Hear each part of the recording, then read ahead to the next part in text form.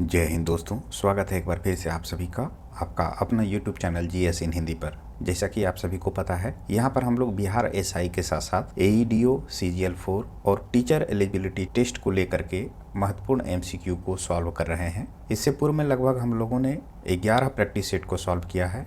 अगर आप उसे नहीं देखे हैं तो प्लेलिस्ट पर उपलब्ध है, उसे भी कवर अप कर लें।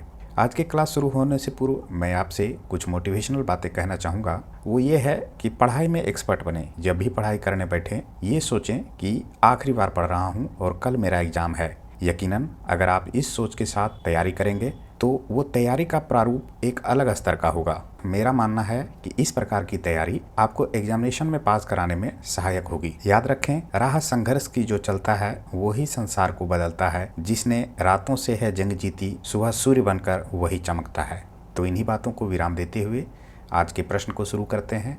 पहला प्रश्न है, पशुपति मुहर सिंधु घाटी सभ्यता के ब्लैंक स्पेस है स्थल से मिली है। इसका उत्तर है मोहनजोदड़ो। पशुपति मुहर सिंधु घाटी सभ्यता के मोहनजोदड़ो स्थल से प्राप्त हुई है।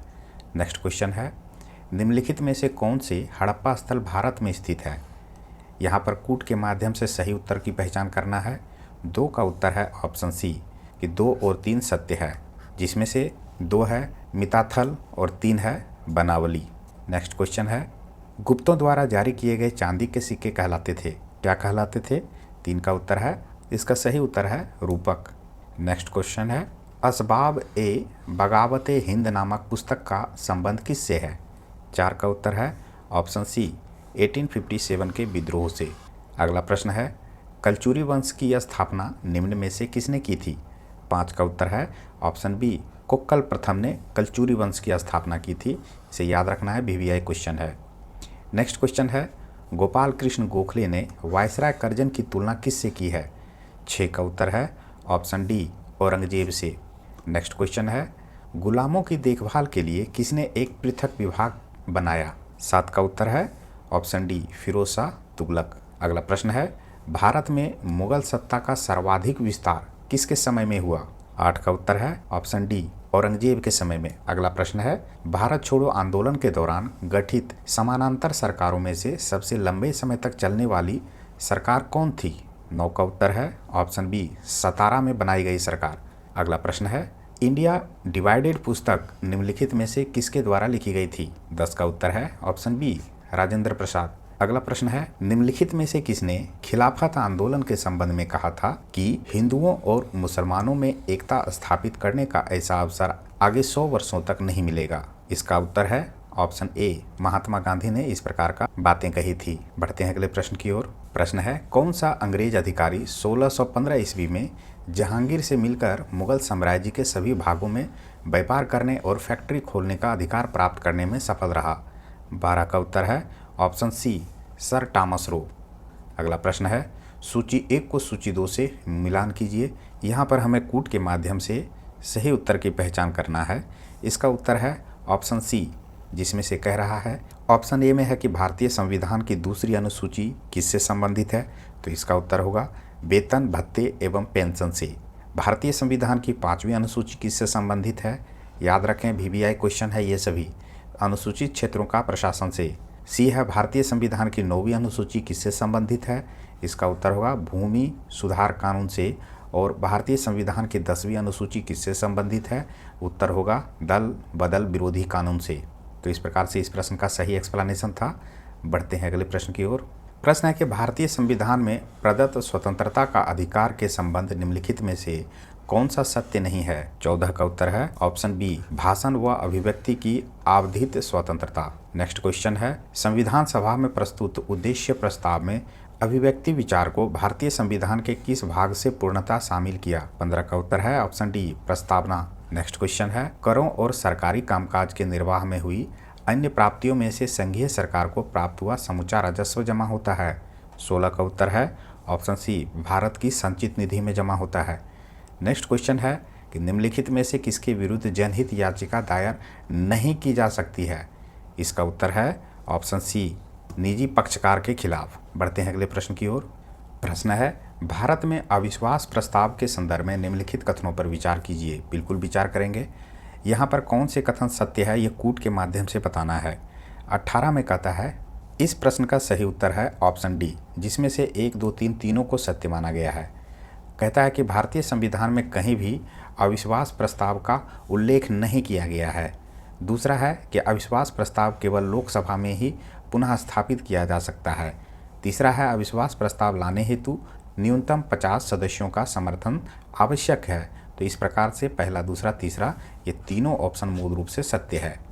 बढ़ते हैं अगले प्रश्न की ओर। प्रश्न है, स्वतंत्रता के पूर्व किस प्रांत में महार समुदाय को अछूत माना जाता था? 19 के उत्तर है ऑप्शन बी, बम्बई इसका सही उत्तर होगा। हालांकि अभी भी भारत के कई राज्यों में अछूत का प्रैक्टिस किया जा रहा है, जो कि चिंताजनक बात है। अगला प्रश्न है, पालकोंडा पर्वत किस राज्य में स्थित है? 20 का उत्तर है ऑप्शन डी, आंध्र प्रदेश में। नेक्स्ट क्वेश्चन है, निम्नलिखित में से कौन सी चट्टान अत्यधिक ताप या दबाव द्वारा रूपों में परिवर्तन दर्शाती है? 21 का उत्तर है ऑप्शन बी, कायांतरित चट्टान। पुनः यहाँ पर सूची 1 है और सूची 2 है, इन्हें हमें मिलान करना है। एक और पर्वत है, वहीं दूसरी ओर महाद्वीप है। इसका उत्तर है ऑप्शन सी, एंडीज पर्वत का संबंध है दक्षिणी अमेरिका से, यानी कि दक्षिणी अमेरिकी महाद्वीप में है। अल्ताई पर्वत जो है ये है एशिया में, आल्पस पर्वत है यूरोप में और अल्पेशियन पर्वत है उत्तरी अमेरिका में। एक बार पॉज करके इस प्रश्न को पुनः देख लें, एग्जामिनेशन के दृष्टिकोण से इम्पोर्टेंट है। बढ़ते हैं अगले प्रश्न की ओर। प्रश्न है कि 2011 की भारत की जनगणना के अनुसार घटते जनसंख्या घनत्व वाले राज्यों का निम्नलिखित में से कौन सा एक सही क्रम है? तो इसका उत्तर है ऑप्शन डी, जिसमें से सर्वप्रथम बिहार है, फिर पश्चिम बंगाल है, फिर केरल है और उत्तर प्रदेश है। ये जनसंख्या घनत्व वाले घटते क्रम है। अगला प्रश्न है, निम्नलिखित में से कौन सा मैग्नीज उत्पादक क्षेत्र कर्नाटक में स्थित नहीं है?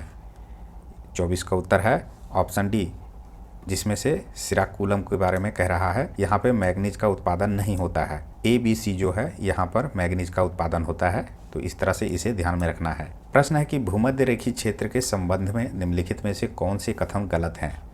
कूट के माध्यम से बताना है। 25 का उत्तर है ऑप्शन डी, जिसमें से 3 और 4 को सत्य माना गया है। भारत में खाद्य प्रसंस्करण किस क्षेत्र में सर्वाधिक केंद्रित है? 26 का उत्तर है ऑप्शन बी, असंगठित क्षेत्र।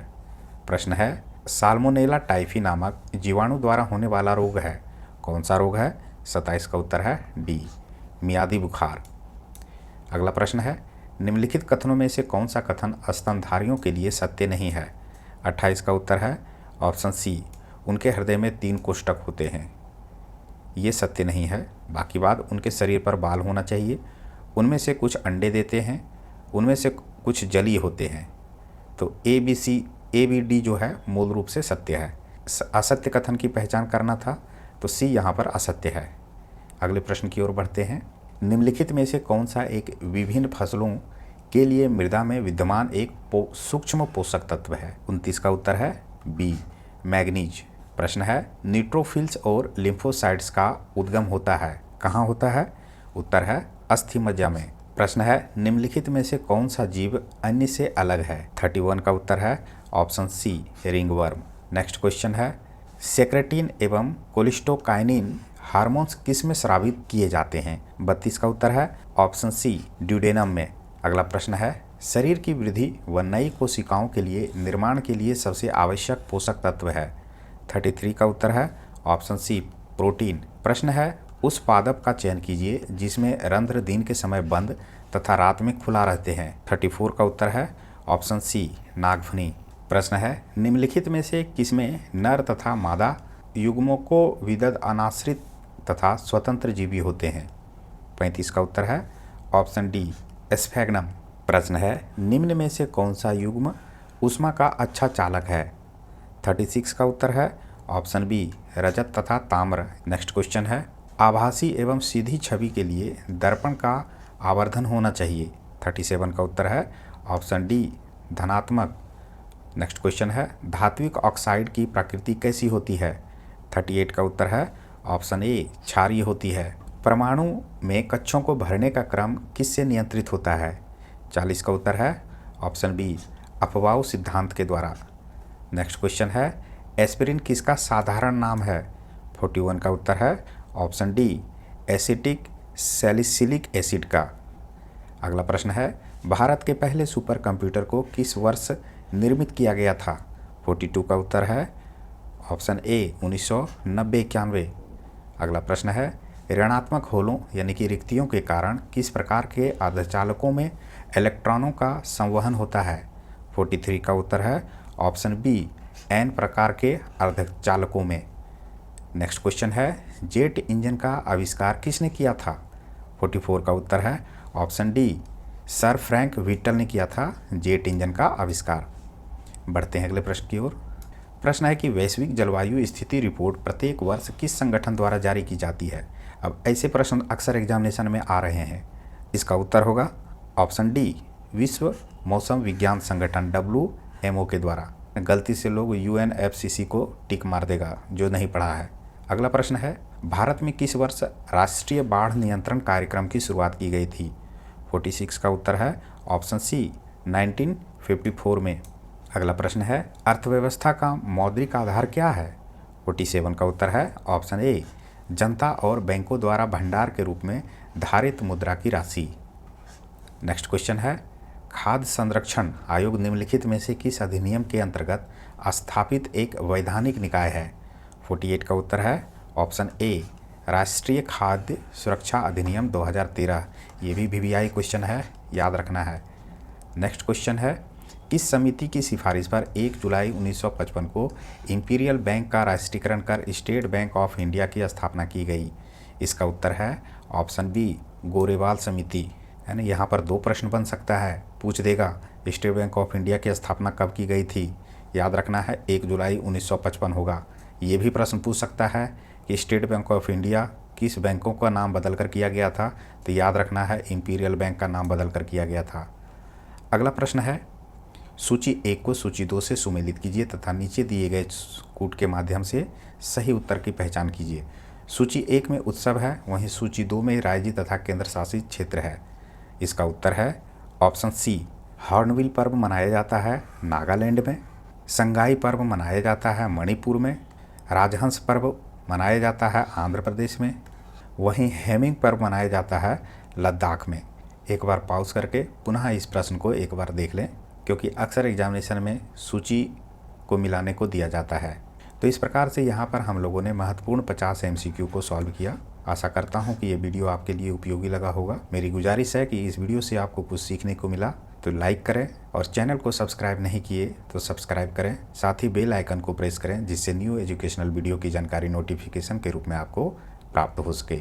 मिलते हैं नेक्स्ट क्लास में, तब तक के लिए धन्यवाद।